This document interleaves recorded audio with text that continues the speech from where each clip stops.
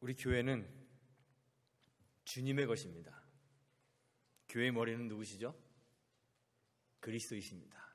우리 주님이, 우리 그리스도가 교회의 머리이십니다. 주님은 교회를 그저 사람들의 모임으로 만들지 않으시고 친히 교회의 머리가 되어주셔서 우리 교회 안에 들어오는 성도들이 그리스도의 몸의 지체가 되게 하셨습니다. 예수님이 가이사랴 빌립보에서 주는 그리스도시요 살아계신 하나님의 아들이십니다 라는 제자들의 신앙 고백을 들으시고 그 고백의 반석 위에 교회를 세우시겠다 말씀하셨습니다. 그런데 그때 주님은 그 교회를 내 교회, 즉 주님의 교회라고 그렇게 부르셨습니다. 교회는 우리의 것이 아니라 주님의 것입니다. 주님이 교회의 머리시기 때문에 교회는 언제나 머리이신 그리스도와 관계해야만 합니다. 그런데 우리는 교회 생활을 열심히 하다가 그만 교회의 주인이신 주님을 잊어버릴 때가 있어요.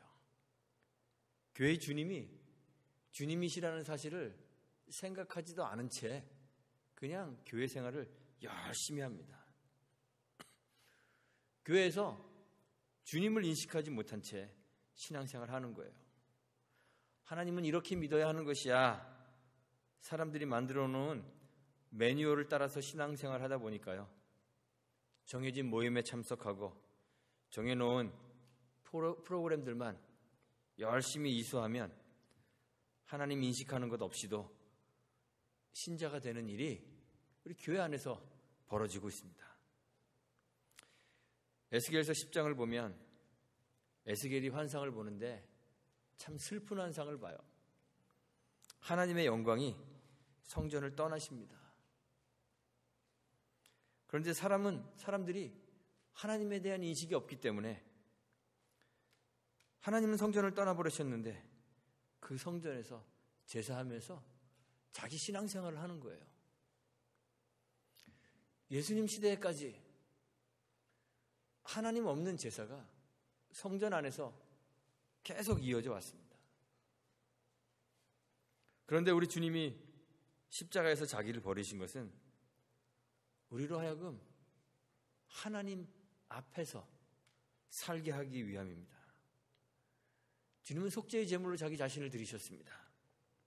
히브리서 9장에 보면 예수님을 묘사하기를 피를 가지고 지성소로 들어가는 백성의 죄를 속죄하는 대제사장이다 이렇게 묘사합니다.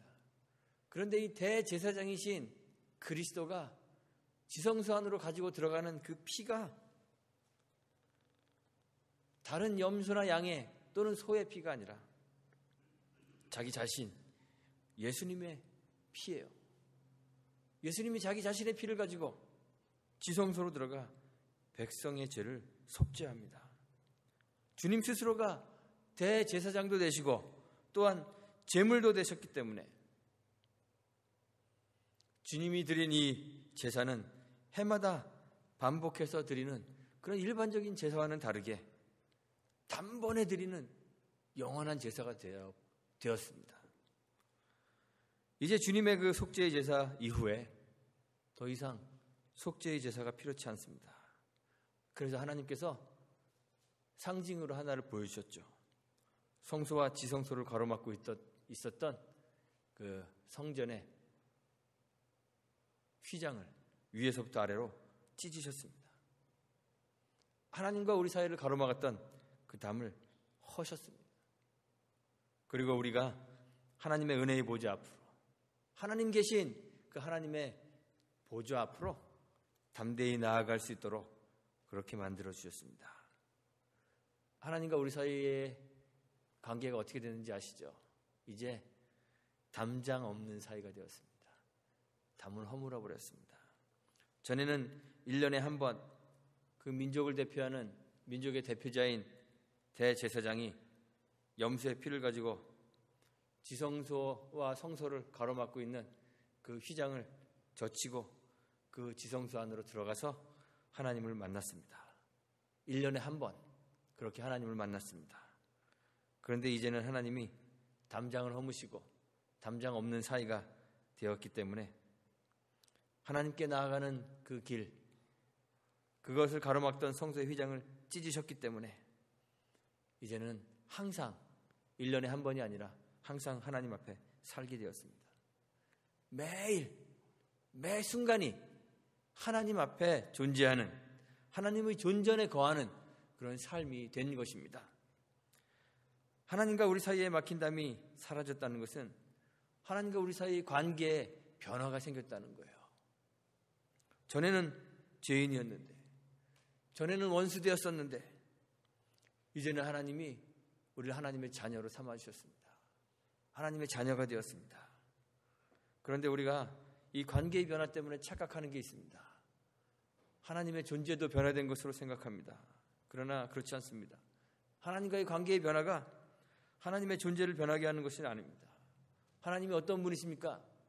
하나님은 전에도 영원 불변한 분이셨고 지금도 영원 불변하신 분입니다. 하나님은 언제나 하나님이십니다. 우리가 그의 자녀가 되었다 해도 하나님은 여전히 거룩하시고 존귀하시고 무한하신 분입니다. 그는 모든 만물의 경외의 대상입니다. 두려움의 대상입니다.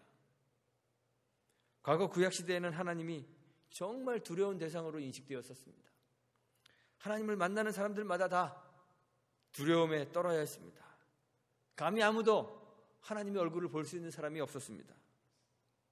이사야도 성전에 가득한 하나님의 영광을 본 다음에 두려워서 벌벌 떨며 이야기합니다. 화로다 나로 망하게 되었도다. 나는 입술이 부정한 사람이요 입술이 부정한 백성 가운데 거하면서 만군의 여호와신 왕을 배웠음입니다. 떨어야 했습니다. 하나님을 뵌다는 것 두려운 일입니다.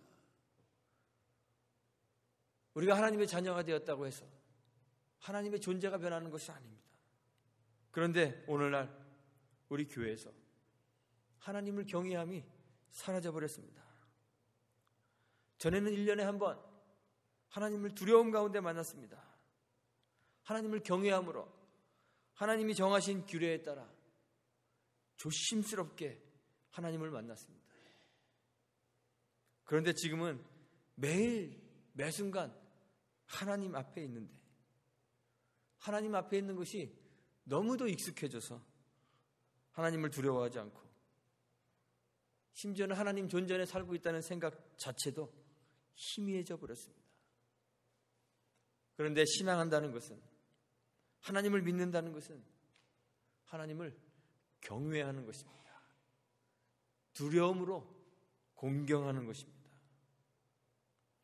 초대 예루살렘 교회는 성령 강림 이후에 담대히 복음을 전하는 그런 교회였습니다. 그리고 동시에 하나님 나라를 사는 하나님 나라의 백성이었습니다. 공동체였습니다. 복음 전파를 위해 생명도 돌보지 않으면서 복음을 전했습니다. 그러면서 동시에 자신을 주신 주님의 사랑으로 서로를 사랑하는 교회였습니다. 자기의 것을 내어놓았습니다. 조금도 제 것을 제 것이라 주장하는 이가 없었습니다. 그 한 예로 바나바라 불리는 요셉이 자기의 가산을 팔아서 그 판값을 사도들의 발 앞에 두었습니다. 그리고 그것으로 필요에 따라 나누고 쓸 수 있도록 그렇게 하였습니다. 이러한 상황에서 우리를 당황하게 만드는 하나의 사건이 일어납니다. 땅값 일부를 감췄다가 죽음을 맞이한 아나니아와 삽비라라는 이 두 부부의 사건입니다. 지난주에도 제가 설교를 통해서 말씀드렸습니다. 초대교회가 소유를 나누는 것, 초대 예루살렘 교회가 자기의 소유를 다 나누는 것, 이것은 공산주의와 다르다고 했습니다. 공산주의가 아닙니다. 노동자, 농민이 혁명을 통해서 지주나 자산가의 재산을 빼앗아 재분배하는 그러한 계급 투쟁과는 완전히 다릅니다. 교회는 강요에 의해서 또는 무력을 동원하여 재산을 나누도록 하지 않습니다. 아무도 누구도 강요하지 않지만 자발적으로 자기의 소유를 나누는 것이 교회의 모습입니다. 자기를 주는 사랑으로 우리를 사랑하셨듯 우리 예수님이 자기를 사랑하는 그 사랑으로 우리를 사랑하셔서 우리를 하나의 그리스도 안에서 하나의 한 몸 된 공동체로 그렇게 만들어 주셨듯 우리도 자기 몸을 사랑하는 것처럼 이웃을 사랑해야 하는 그러한 공동체가 되었기 때문에 내 몸을 사랑하듯 이웃을 사랑하는 그런 사랑의 나눔이 교회 안에서 이루어지는 것입니다. 자기의 소유를 팔아 사도들 발 앞에 두고 자기의 것을 나누는 사람들이 교회 안에 자발적으로 생기게 된 것입니다.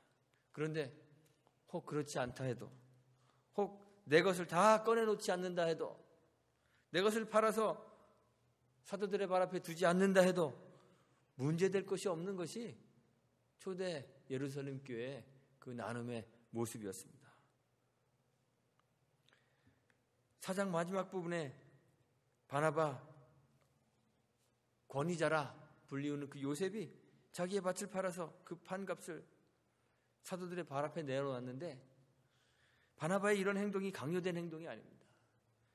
바나바가 재산을 내어놓지 않았다 하더라도 누구도 그를 비난하지 않았을 거라는 말입니다. 이러한 사실은 본문 5장에 등장하는, 오늘 우리가 읽은 성경에 등장하는 아나니아와 그의 아내 삽비라에게도 마찬가지입니다. 그 사람들이 자신의 땅을 다 팔든지 또는 일부만 팔든지 땅값을 사도들의 발 앞에 가지고 오든지 아니면 그 판 것으로 자기가 그냥 잘 먹고 잘 사든지 자유로이 결정할 수 있습니다. 그런데 오늘 본문에 보니까 당황스러운 사건이 발생한 거예요.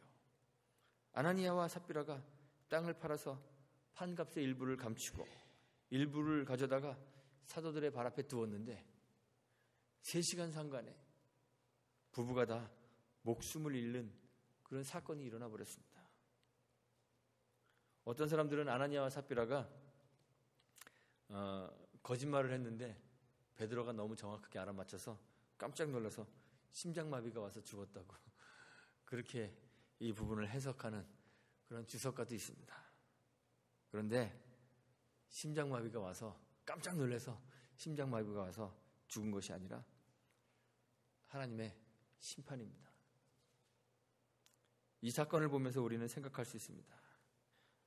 하나님은 우리에게 돈을 요구하시는가? 우리도 우리 소유를 팔아 땅을 팔면 또는 집을 팔면 판 값을 남김없이 하나님 앞에 가지고 와야 하는가? 이러한 의문이 생길 수 있습니다. 그런데 성경이 말하고 있는 하나님은요, 우리의 것을 탐하시는 분이 아닙니다. 하나님은 우리의 손으로 바치는 재물에 욕심을 내시는 분이 아니십니다.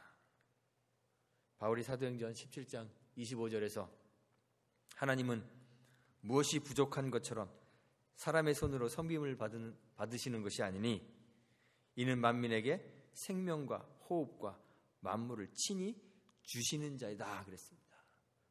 하나님은 우리에게 우리의 손에서 무엇을 빼앗아 가시는 분이 아니라 우리에게 만물을, 생명을, 호흡을 친히 주시는 자이십니다. 하나님은 만물의 주인이시기 때문에 우리 손에 있는 것을 탐하시는 분이 아닙니다. 아나니아와 삽비라가 하나님의 심판을 받은 것은 땅값의 일부만 바쳤기 때문이 아니라 하나님을 속이려 했기 때문입니다.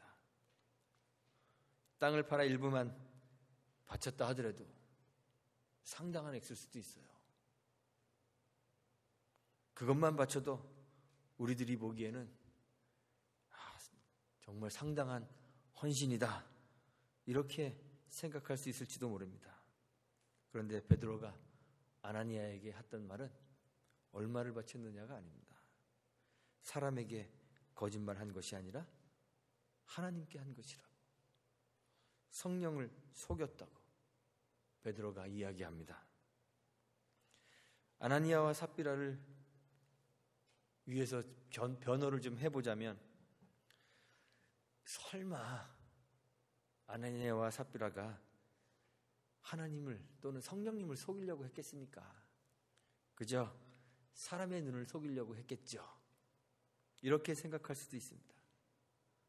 재산을 팔아서 사도들 발 앞에 두었던 바나바를 보면서 아나니아가 사람들 칭찬을 좀 받고 싶고 사람들에게 인정을 좀 받고 싶어서 그냥 사람들의 눈을 잠깐 속인 건데, 사람의 눈만 속이면 사람의 칭찬을 받을 수 있을 것이라고 생각한 것은 아닐까.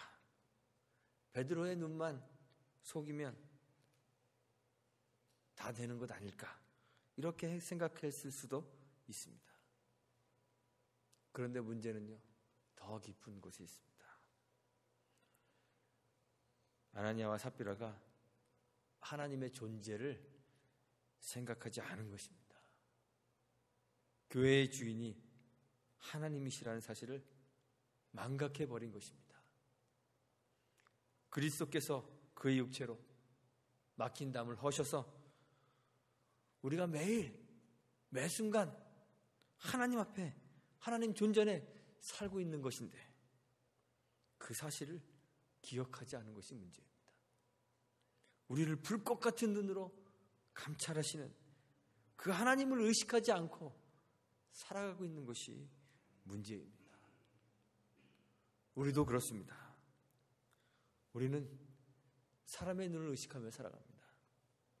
사람들에게 인정받고 싶고 사람들의 칭찬을 받고 싶습니다. 사람들이 나를 어떻게 볼 것인가, 거기에 굉장히 많은 신경을 쓰고 살아갑니다. 사람들에게 무시당하지 않기 위해서 자기를 꾸밉니다. 외모를 가꿉니다. 값비싼 장식으로 치장합니다. 또는 지적인 허영심을 부리기도 합니다. 때로는 신앙이 좋은 척 하기도 합니다. 자기를 옳게 보이려고 예수님을 찾아와 내 이웃이 누구냐 물어보던 어떤 율법사처럼 우리도 신앙을 우리를 옳게 보이는 도구로 사용하기도 합니다. 사람들에게 보이기 위해 회당과 큰 거리 어귀에서 서서 기도하기를 좋아했던 유대인들처럼 우리도 신앙하면서 사람을 의식합니다. 그런데 정작 우리가 의식해야 할 하나님은 의식하지 않고 하나님을 의식하며 신앙하지 않습니다. 하나님의 눈을 의식하며 살지 않습니다. 하나님 앞에 살고 있다는 신전의식이 없습니다. 교회의 주인이 하나님이신데 우리는 하나님을 의식하지 않고도, 하나님 생각하지 않고도 신앙생활을 잘합니다. 하나님과의 인격적인 만남이 없는데도 교회가 제공하는 프로그램에 참여함으로, 예배와 성경 공부에 참여함으로, 또는 봉사활동에 참여함으로 신앙의 의무를 다했고 또는 성숙한 신앙인으로 살고 있다고 그렇게 생각합니다. 교회 안에서 자기를 주장합니다. 하나님의 뜻이 무엇인지 그의 말씀에 귀 기울이기보다는 세상의 소리에 더 귀를 기울입니다. 하나님이 보시기 좋은 교회, 하나님이 원하시는 교회를 만들기보다는 사람들이 보기에 좋은 교회, 사람들이 많이 모일 수 있는 프로그램이 있는 교회, 사람들을 안락하게 해주는 편한 시설이 있는 교회, 사람들의 귀를 만족시키는 설교가 있는 교회, 사람들의 교회가 되어가고 있습니다. 우리는 점점 세속의 평가에 귀를 기울이고 세상이 원하는 수준의 교회가 되고 싶어 합니다. 그러나 사람들의 눈에 신앙인으로 비추어지는 것만으로는 충분하지 않습니다. 우리는 사람들 앞에 서 있을 때 사람의 눈을 의식하는 것이 아니라 불꽃 같은 눈으로 우리를 감찰하시는 그 하나님을 의식하며 서 있어야 합니다. 종교개혁자 존 캘빈이 코람데오라는 라틴어 문구를 자신의 일생을 지배하는 좌우명 가운데 하나를 삼고 살았습니다. 라틴어로 코람데오는 하나님 앞에서라는 그런 의미를 가지고 있습니다. 눈앞에 보이는 사람들이 있습니다. 삶을 위협하는, 신앙을 박해하는 그러한 박해들이 삶을 둘러싸고 있습니다. 그 가운데 살아가고 있지만 이 위대한 종교개혁자는 눈에 보이는 사람들이나 자기를 옥죄이는 박해에 늘 의식하지 않고 눈에 보이지 않는 하나님 앞에 살고 있다는 그 신전의식을 가지고 하나님을 의식하며 살았기 때문에 박해를 견디고 신앙을 지키는 개혁자로서의 삶을 살 수 있었습니다. 하나님은 외모가 아니라 중심을 보시는 분이십니다. 우리의 겉모습이 아무리 화려해도 그것으로는 하나님의 인정을 받는 참다운 교회가 될 수 없습니다. 중심을 보시는 하나님 앞에서 우리는 하나님을 의식하는 삶을 살아야 합니다. 우리의 신앙이 하나님을 의식하는 그런 신앙이 되어야 합니다. 예수 그리스도께서는 우리와 하나님 사이에 가로막혀져 있는 그 담을 허시기 위해 자신의 몸을 십자가에서 버리셨습니다. 이제 하나님과 우리 사이에는 막힌 담이 없습니다. 휘장이 사라져 버렸습니다. 담대히 하나님 앞으로 나아가 그의 은혜를 경험할 수 있게 되었습니다. 그렇다면 매일 매순간 하나님의 임재 앞에 있음을 인식하며 살아야 되지 않겠습니까? 감찰하시는 하나님, 우리의 중심을 보시는 그 하나님, 그분 앞에 서 있음을 기억하며 사람이 아니라 하나님을 의식하며 사는 그리스도인들이 다 되시기를 간절히 소망합니다. 의와 거룩을 요구하시는 그 하나님 앞에서 하나님을 경외함으로 두려움으로 의와 거룩한 삶을 살아가는 저와 여러분들이 다 되시기를 주님의 이름으로 축원하고 부탁드리겠습니다. 우리 함께 기도합니다.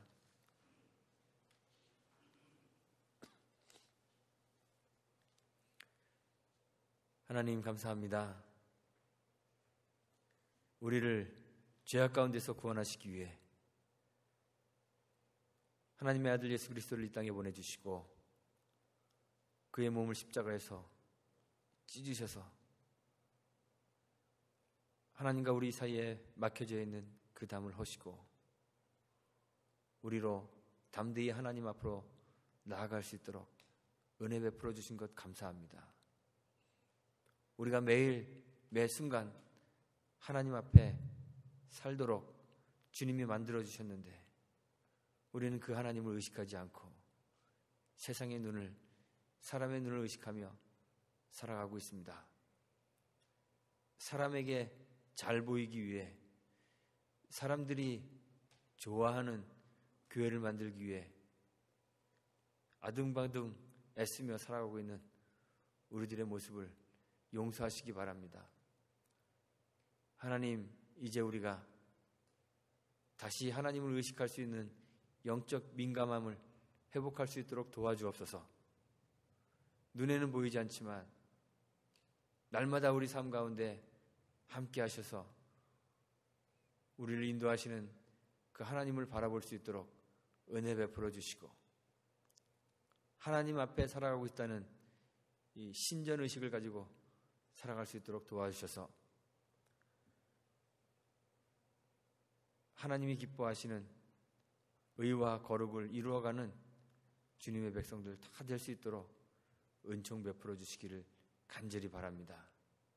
주님의 임재가 풍성하고 주님의 임재를 다 경험하는 사람들이 모여있는 아름다운 교회, 주춧돌 교회가 되도록 주님 함께하여 주옵소서. 예수님의 이름으로 기도합니다. 아멘.